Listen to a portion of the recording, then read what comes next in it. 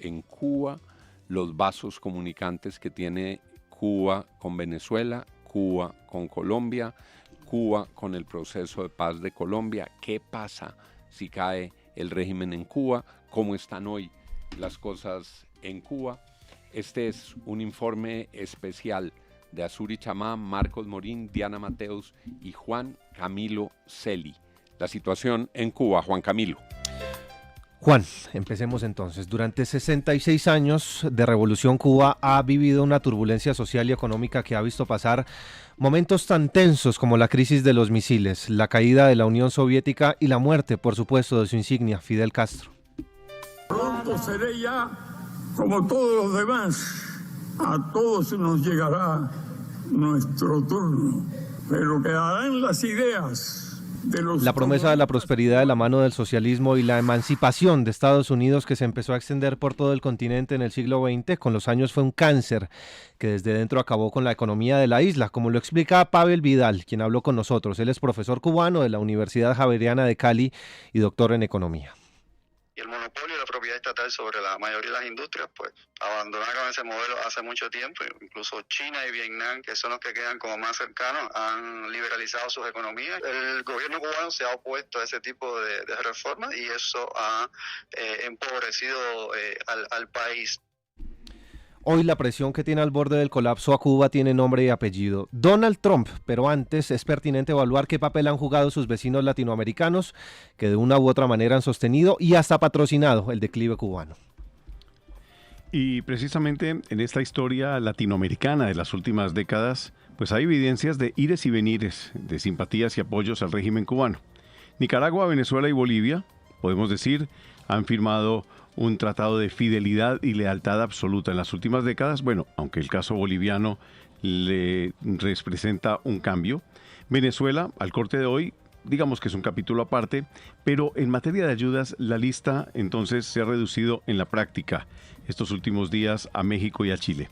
El caso mexicano, una cuestión sensible por un ingrediente igualmente sensible, el petróleo, y con él esa amenaza de Donald Trump para países que suministren el crudo a La Habana. La presidenta Claudia Sheinbaum, a quien hay que abonarle ese tacto que tiene en las relaciones con Trump, pues en este caso no ha disimulado el descontento por el castigo a Cuba e insiste en que va a colaborar y enviar ayuda humanitaria. Ya ha llegado, de hecho han partido 2 embarcaciones con toneladas de auxilios. Más apoyo. El pueblo de México siempre es solidario. Nadie puede ser omiso a la situación que está viviendo en este momento el pueblo de Cuba, por las sanciones que se están imponiendo a cualquier país que envíe petróleo por parte de Estados Unidos de una manera muy injusta.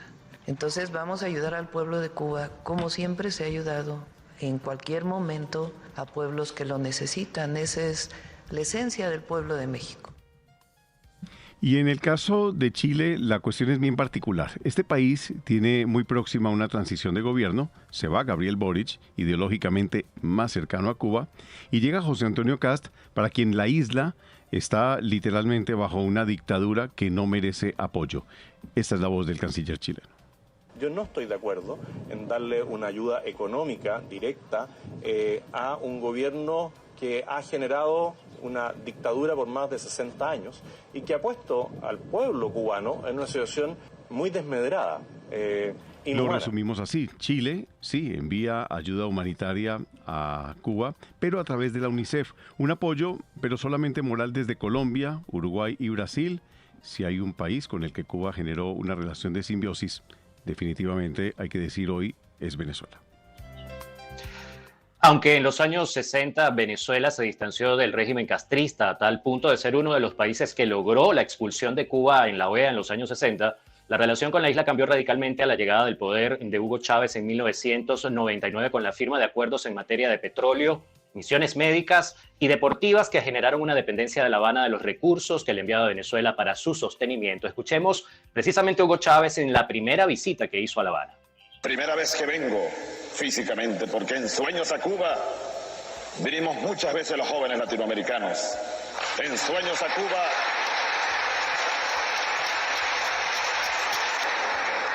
en Sueños a Cuba vinimos infinidad de veces los soldados bolivarianos del ejército.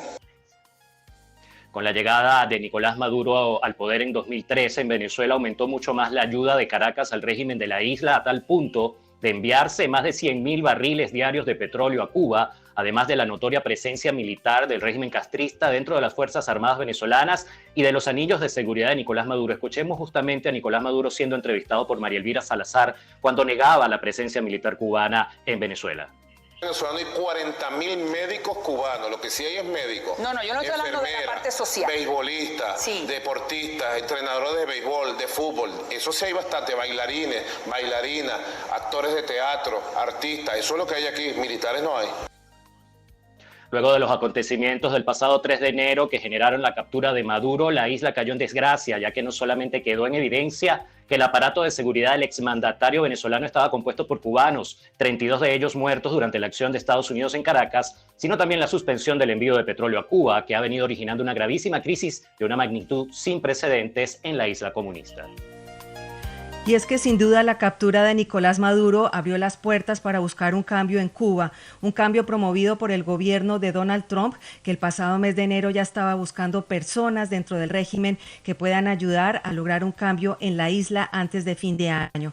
De hecho, se ha conocido que el secretario de Estado Marco Rubio ha estado manteniendo conversaciones secretas con Raúl Guillermo Rodríguez, nieto de Raúl Castro.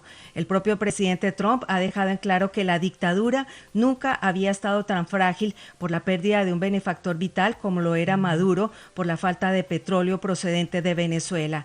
Trump ha dicho que sin duda Cuba es una nación fallida.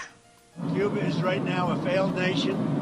They don't even have jet fuel to get for airplanes to take off. They're clogging up their runway. We're talking to Cuba right now. I have Marco Rubio talking to Cuba right now. Señaló Trump que están empezando a llegar a un acuerdo y Cuba es en este momento una nación fallida. Ni siquiera tiene combustible para que los aviones puedan despegar. Y añadió que el secretario de Estado Marco Rubio está hablando con la isla.